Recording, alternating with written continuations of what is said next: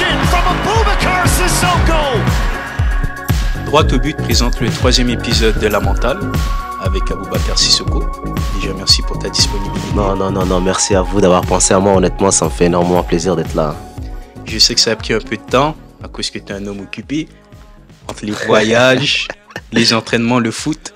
Là, on a affaire à un véritable homme d'affaires, un businessman. Ça, c'est toi, ça. Ah ouais? Non, c'est vous les businessmen. C'est vous les boss. Au début de chaque interview, j'ai l'habitude de poser une question fondamentale. Ouais. Je suis obligé de te la poser. Comment Abubakar Sissoko il va aujourd'hui? Honnêtement, je vais très très bien. La famille va bien, c'est le plus important. Tout le monde est en bonne santé. Donc si la famille va bien, en bonne santé, et que moi aussi je vais en bonne santé, il n'y a pas de mieux. Ça va bien, ça va bien. Et vous? Écoute, moi ça va bien. Aujourd'hui on va parler de ton parcours, des terrains de bitume à ceux de CPL. Donc je me lance.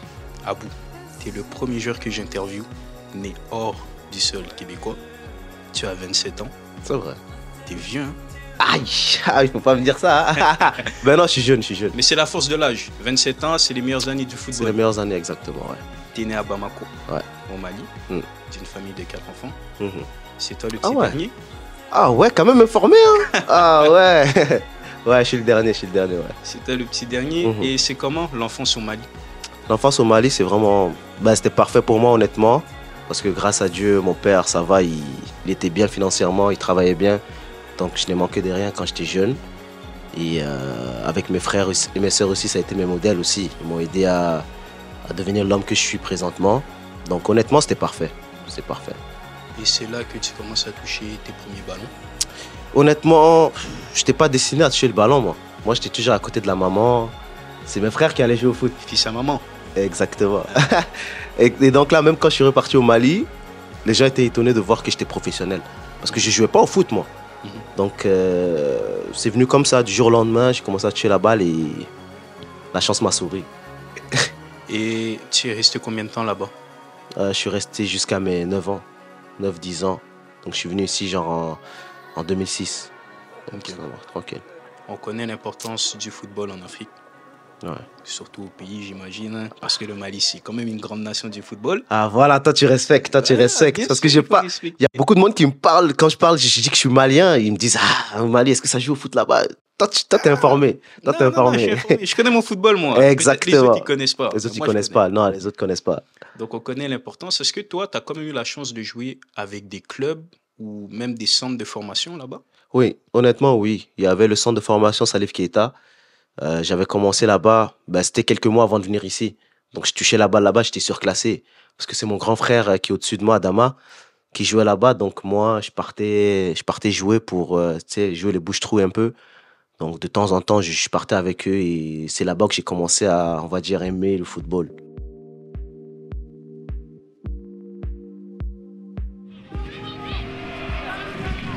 This is Terran Campbell. Opportunity for Forge. Nice slip for Sissoko. Sneaks that past Nate Ingham. Donc, l'enfance se passe bien. Ouais. Tu touches tes Ah, ça ballons, t'es un petit crack. Ben non. Moi, je te dis, je n'étais pas le crack de la famille. Même aujourd'hui, je suis pas le crack de la famille. Ah, je crois pas. Ben non. Mon frère, il est fort. Hein. Mes 2 frères sont forts. Mais est-ce qu'ils sont professionnels ou ils ont côtoyé le monde professionnel? Ouais, mais ils n'ont pas eu la chance que j'ai eue.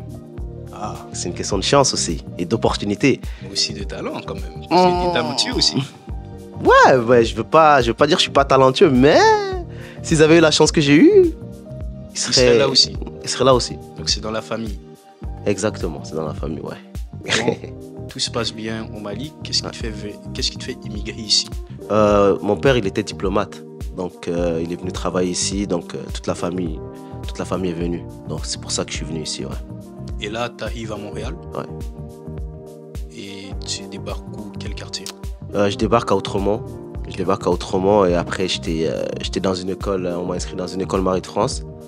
Donc c'est là-bas où j'ai fait ma scolarité. Et tout s'est bien passé honnêtement. J'ai eu de bonnes notes, j'ai pas eu de problème à l'école. Il y a un élève modèle, mais ça va. Voilà, pas trop. Et est-ce que quand tu arrives ici, tu retouches immédiatement au ballon? Honnêtement, non. Je touchais pas le ballon au début, mais à l'école, je jouais. Donc j'ai vu qu'à l'école, j'étais pas mal, j'arrivais à dribbler un peu.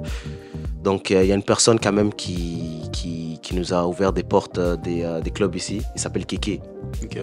à Outremont. Donc, il nous a amené à Outremont. Alors, mon frère, il joue à Outremont. Donc, moi aussi, j'avais commencé à Outremont. Donc, petit à petit, ça commençait à venir. Donc ça veut dire là, tu fais Outremont. Ouais. T'as quel âge? Oh, 12, 13, 14. Mais c'était des catégories de jeunes, donc c'était pas si sérieux que ça. Mais on a été la première équipe triple A d'Outremont quand même. Ah, quand même. Ah, quand Comme même. par hasard, t'es là. Non, mais je jouais pas beaucoup. Ah, J'étais là, mais c'était peut-être grâce à ma chance. mais non, parce que si t'es là quand même, Non, j'étais pas, talent. pas le crack. on en a parlé en off. Ça va mal se passer hein, si tu commences à dire non, moi j'étais pas ça. Non. Parce que t'as quand même le talent. Aujourd'hui, t'es professionnel. Ouais, mais tu peux être professionnel, mais je sais pas, quoi. C'est pas tous les professionnels qui sont chauds. Faut pas l'écouter, hein. Vraiment là, faut pas l'écouter. Donc, le 11 contre 11, tu le découvres vers quel âge? Le 11 contre 11, honnêtement, je le découvre en U14, je pense, U15. Je pense qu'en U14, U15, j'ai joué en 11 contre 11. Ouais. C'est là où j'ai découvert. Quand on était en 2A avec Outremont, et ensuite on est monté en triple A. Ouais. Parce qu'il y a un homme qui t'a beaucoup aidé dans ton acclimatation au football québécois. Mm. C'est François Bourget. Ben oui, c'est mon papa.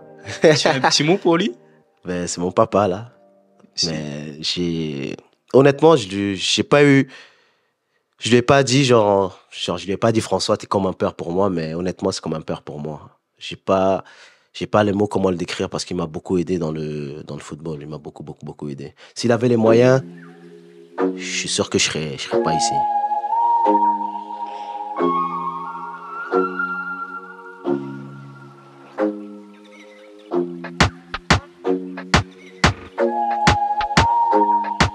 Tu penses que quand tu arrives au CS Longueuil, Mhm.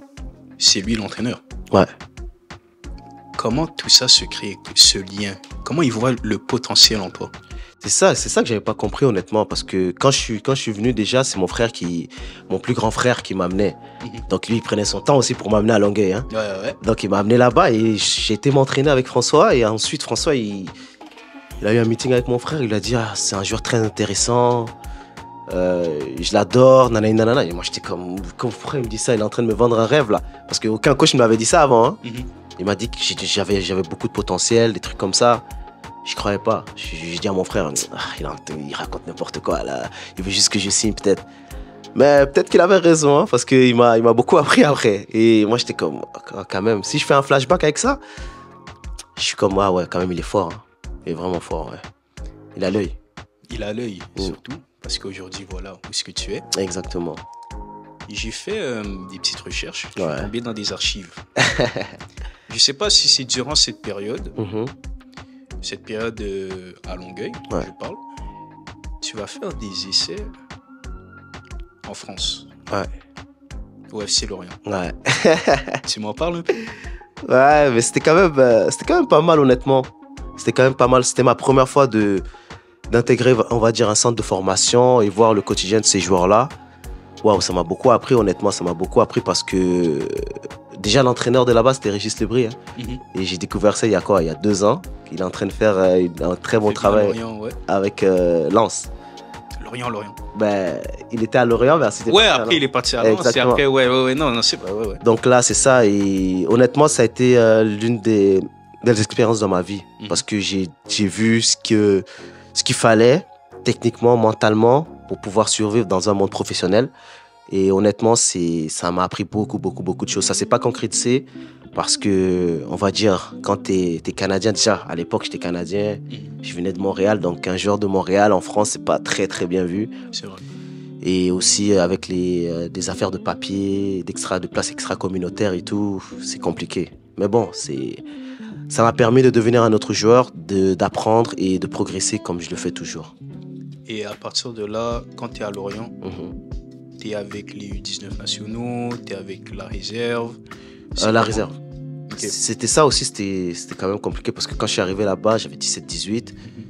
Et là, j'arrive là-bas, dans ma tête, je vais jouer avec les U19. Boum, on m'a même direct avec la réserve. des gars qui sont plus... Je t'enverrai des photos de moi là quand je partais à Lorient. Physiquement, c'était... Tu vas m'envoyer? Physiquement, c'était pas ça. J'étais trop petit, trop frêle, mais j'arrivais à jouer. Mais j'avais même pas le corps pour jouer avec les 19 parce que j'étais vraiment petit. Mais ils m'ont amené avec la réserve. Donc s'ils m'amènent avec la réserve, c'est que j'étais pas si nul que ça. Et ça s'est quand même bien passé. Est-ce que tu as aussi eu la chance de côtoyer ou voir des joueurs professionnels? Parce que oui. je pense qu'à l'époque, ça c'est en quelle année? Si je dis pas de bêtises, c'était en 2013, non 2014? Ouais, parce que 2013-2014. 2013-2014, il y a quand même des bons joueurs. Il y a Didier Ndong. Il y a Ali Adier, il y a Vincent Boubacar, il y a Jordan Ayou. Ouais, Jordan Ayou. Il y avait Guerrero aussi. Il y avait Guerrero aussi. Il y avait à l'époque, j'ai joué avec Denis Bouanga. Mais il était avec son petit frère aussi, je pense. Ils étaient avec la réserve, ils partaient avec l'équipe première, des trucs comme ça. Et le coach était Gourcuff. Ouais. Donc j'ai eu la chance de... Ouais, c'était pas mal honnêtement. C'est pas mal quand même. Ouais, c'était pas mal. Donc, au final, t'es pas retenu, comme tu as dit. Exactement. Problème administratif. Administratif. Mais je veux pas dire que j'avais le talent aussi pour être capitaine là-bas, tout de suite, ou je veux titulaire là-bas. Hein. Non, il faut pas le dire ça. Mais quand même, ça, si ça parle un peu contrat... Non, j'arrivais à toucher un peu, mais... toucher un peu quand même, c'est quelque chose. Toquer la porte, oui, mais j'ai pas réussi à ouvrir et rentrer, tu vois.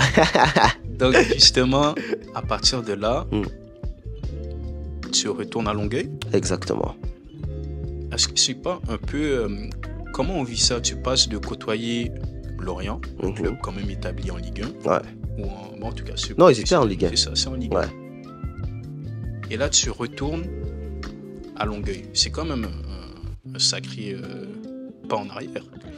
Ben, honnêtement, on me le dit toujours, ma mère me le disait toujours, c'est il faut bien reculer pour bien avancer, pour mieux avancer. Donc tu recules et tu avances mieux. Tu prends, on va dire, tu prends beaucoup plus d'élan en reculant. Ouais. Je peux reculer de 3 pas, mais j'avance plus rapidement parce que j'ai pris plus de pas en arrière. Au lieu de commencer sur la ligne et partir direct. Donc c'est avec ça que j'avance. Donc à chaque fois que ça va, je veux pas dire que ça va pas bien, mais à chaque fois que j'ai des affaires comme ça qui m'arrivent dans la vie, ben je repense à ce qu'elle me disait, des conseils qu'elle me donnait. Ben c'est pas la seule qui me donnait des conseils, il y a mes 2 frères et ma sœur qui me donnent des conseils aussi. Mais c'est avec ces genres de conseils-là que j'avance. Donc j'ai pas la tête à penser, il y a pas d'échec. Il y a pas d'échec parce que dans la vie il y a pas d'échec. Si t'as pas quelque chose, il y a quelque chose qui vient pas, c'est parce que je suis très croyant. Donc je vais dire que c'est la volonté de Dieu. Bien répondu. Ouais. Tu m'as pris le bec. Tu m'as pris le bec. Putain, j'essaie de t'envoyer des petits... Non, ça marche pas, ça. Parce que toi, t'es un milieu de terrain, toi, tu vois. Tu gères bien la pression. La pression, non, ça, c'est une de mes grosses qualités. Donc là, tu retournes à Longueuil. Ouais. Ta saison, elle est comment? La saison semi-pro, pas mal. Non, c'était pas semi-pro à l'époque. Non, c'était pas semi-pro. Ouais, c'était U18-3, un truc comme ça. Pas mal, honnêtement. On a gagné la Coupe du Québec. Bon, pas grâce à moi. J'étais pas un titulaire indiscutable. Je vais pas répondre. Non, c'était pas grâce à moi. C'était grâce à des... À l'époque, il y avait des très très bons joueurs. Il y avait Mamadi Camara, il y avait Youssef Adjef, il y avait beaucoup de joueurs. Donc, moi, j'étais juste un joueur parmi les autres. On a gagné. Et ça a été, on va dire, ça a été une belle année, honnêtement. Alors, je sais pas encore c'est vers quelle période, si c'est avant ou après Lorient. Ouais. Mais je sais qu'à partir d'un certain moment, tu touches la sélection avec ton pays. Ouais, ça c'était après. Ben ça c'était Longueuil, mais quelques années plus tard, peut-être 2 années plus tard, 1 année plus tard. Pour les qualifications du Mondial U20 ? La Coupe d'Afrique avant. La Coupe d'Afrique ? Ouais, c'était la Coupe d'Afrique avant. Donc on a fait une qualification pour la Coupe d'Afrique. J'ai eu la chance d'aller et c'était pas mal honnêtement. Belle expérience. J'ai rencontré de belles personnes avec qui certains je suis en contact avec eux présentement, qui jouent dans des gros clubs quand même. Ah, ça tu les envoies. Hein? Tu les envoies ça. Allez non? Ah ben tu les envoies comme ça, saison 2, saison 3, la moitié. Bah pas de problème, mais ils sont tous en Europe hein. Ah bah on va faire le déplacement. Facile, ouais, c'est vrai. C'est facile pour vous là. Un jet privé, vous êtes là-bas vous. Ben oui. Ça me dérangerait pas. Déjà, si je me trompe pas, tu es un peu surclassé à cette période. Ouais, je suis surclassé quand même. Parce que c'était U20, j'avais 18 ans. J'arrive là-bas, c'est le même problème. Physiquement, Je suis pas le plus costaud. Mais j'arrivais à suivre et j'ai beaucoup appris. Et c'était l'une de mes premières fois de jouer, on va dire, sous pression. Dans le sens où même une équipe U20 d'un pays au Mali, d'un pays en Afrique, je veux dire, c'est très, très demandant. Parce qu'il faut gagner. Il faut gagner. Et c'est très, très... Mentalement, il faut être fort. Donc, j'ai eu la chance de jouer... Bon, il y a le premier match que j'ai pas joué. J'ai eu la chance d'être, on va dire, d'être proche du terrain avec la foule autour. C'était incroyable.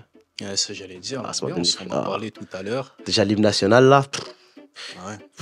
J'étais comme, oh ouais. Parce qu'on en parlait tout à l'heure. En Afrique, le football, ça a vraiment son importance. Ouais. C'est-à-dire, toi, tu vas faire les matchs de qualification de Coupe d'Afrique. Ouais.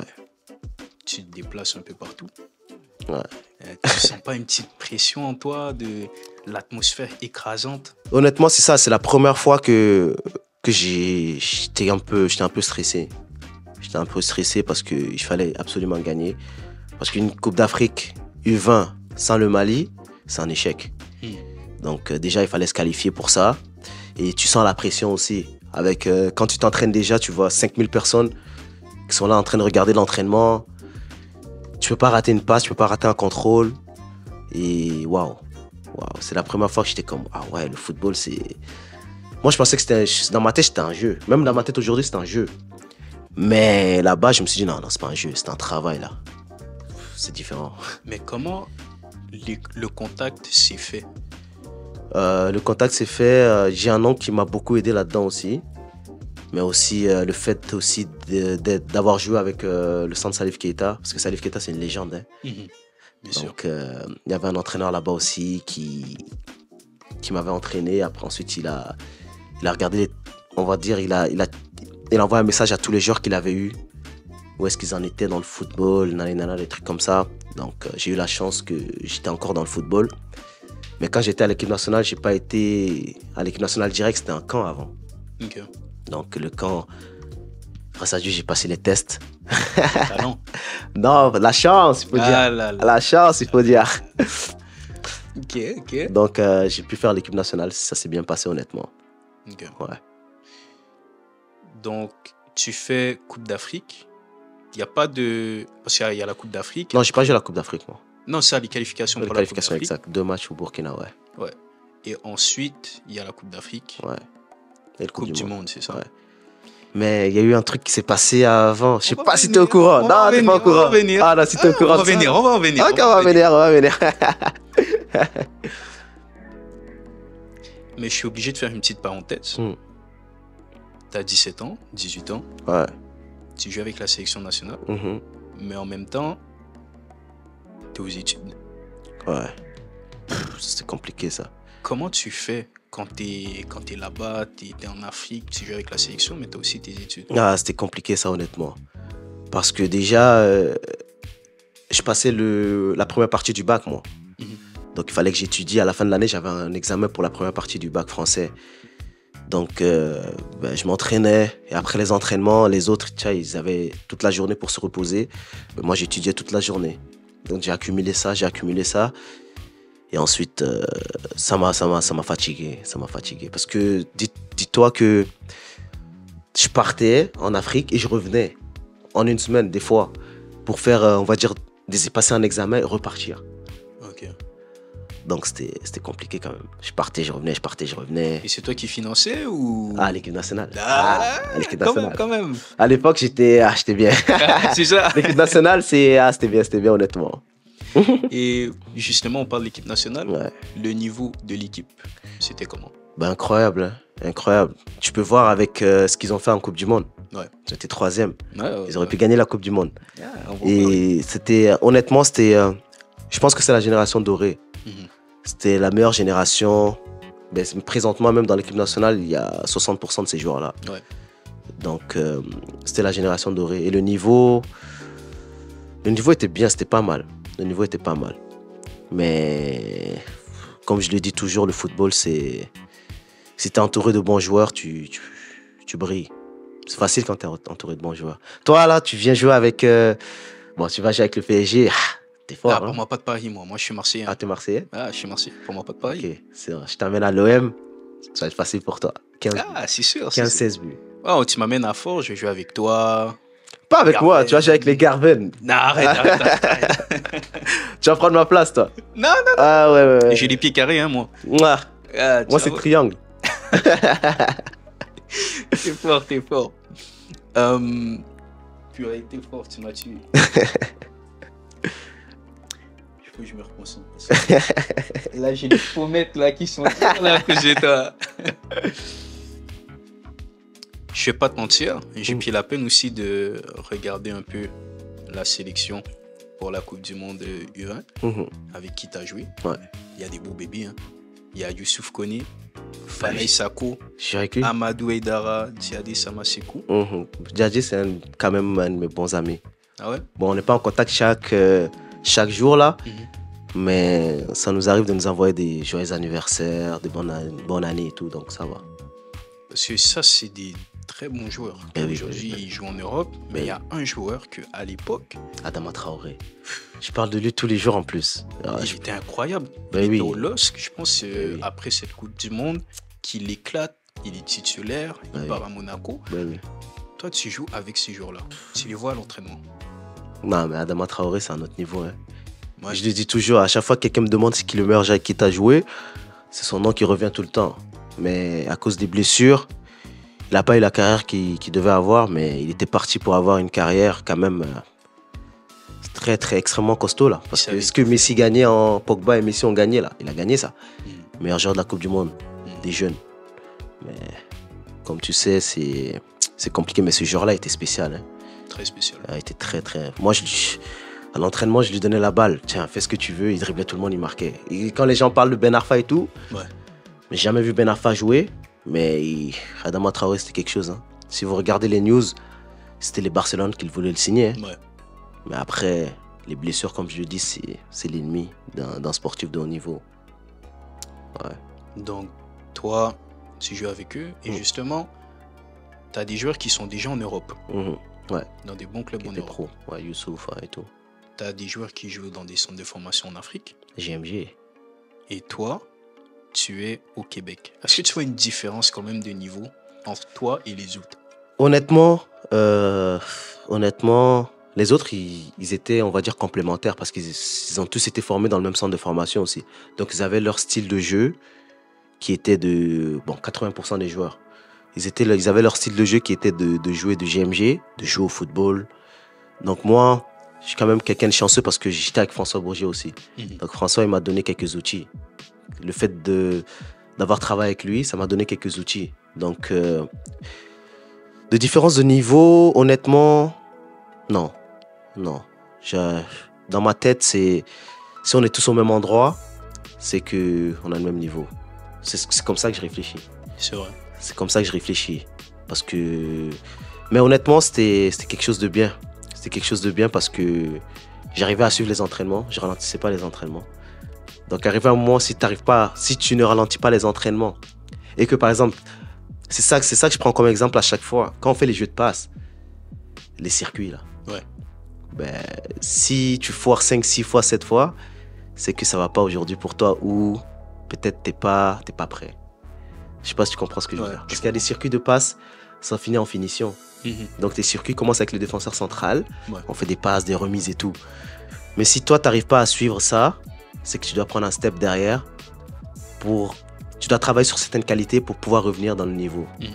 Donc moi à l'époque, honnêtement, j'arrivais à suivre. Donc je ne veux pas dire que j'avais pas le niveau, mais c'est sûr que les autres joueurs, physiquement, ils étaient au-dessus. Ça quand même, ouais. Physiquement, ils étaient au-dessus. Ok. Je suis différent de Garvey, je suis bavarde. Que quoi? Je suis différent de Garvey, je suis bavarde. Ah, Garven, il bavardait, hein. Garvey bavarde. Et le montage qu'on a fait là, c'était... Mais je le voyais sérieux là, il était trop sérieux. Ah, non. Trop Il y a eu sérieux. des moments. Là, c'est toi le premier vraiment où j'ai même pas mon débit de voix habituel. Ah C'est-à-dire ouais. que tu vois, c'est plus calme et tout. Mais toi, tu... Ah, non. Mais Garven, il bavarde, hein. Ah, là. Moi, je rigole trop. Non, c'est pas grave, c'est parfait en plus. Il demande que ça. Pour revenir à l'époque du Mali, au final, tu tombes malade. Ouais. t'attrapes un virus. Ah ouais, quand même, hein. Comme moi, quand même. Ah ouais, quand même. Ça, waouh, t'es allé chercher loin, là. Ah, je fais mes recherches. Ah, ça, c'est pas mal, ça. T'attrapes le virus Mhm. et t'es out. Ouais, je suis out. Comment tu vis ça? Ah, ça, quand même, déjà, je suis un miraculeux parce que j'allais y passer aussi. Hmm. J'allais y passer. J'avais attrapé la malaria et je savais pas que je l'avais. Donc, c'est parce que la malaria, c'est quand même, comme maladie, ça prévient pas. Donc, ça avait même atteint mon cerveau à un moment. J'ai commencé à délirer et tout. Donc, je m'y attendais pas. J'étais là un jour seulement. Et boum, je me retrouve à l'hôpital. Je sais pas ce qui s'est passé. Dans le coma, des trucs comme ça. Je me réveille. On me dit, ah, t'es un survivant, des trucs comme ça. Tu vois, ça aussi, c'est un choc. Ouais, c'est chaud. Tu vois, c'est un choc. Donc, Ouais. c'est sûr que je pensais même plus au football. Je pensais même plus à rejouer. Je pensais même pas à toucher la balle. Je voulais juste être en bonne santé et pouvoir remarcher. Ben, j'arrivais à marcher, mais avoir de l'énergie que j'avais. Ouais. Donc, c'est quelque chose qui m'a vraiment marqué. Et depuis ce jour-là, ma foi s'est multipliée par infini. Parce que Dieu avait un plan pour toi. Exactement.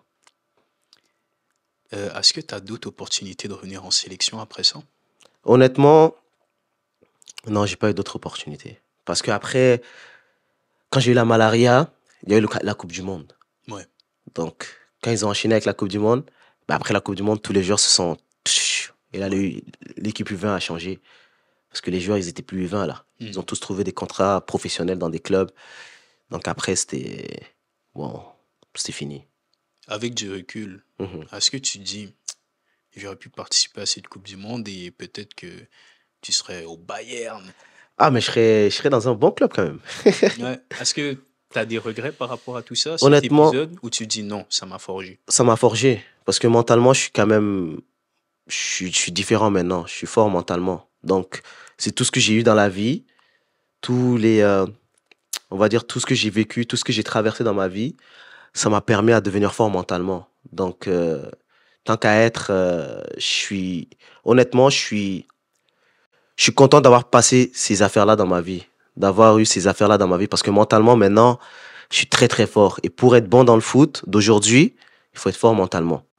Donc, je suis sûr que si j'avais pas eu ces affaires-là dans ma vie, et que j'avais été avec l'équipe nationale, et que j'avais trouvé un club, on va dire, dans un bon club en Europe, mentalement, j'aurais pas été prêt pour survivre. Donc, C'est vrai. pour moi, honnêtement, je n'ai pas de regrets. Parce que mentalement, maintenant, je suis bien. Et je suis fort mentalement. Et c'est ce qu'un joueur doit avoir, honnêtement, pour pouvoir survivre dans le milieu du foot. Il faut avoir la mentale. Ah, il faut avoir la mentale, hein. La mentale. Voilà. Hein?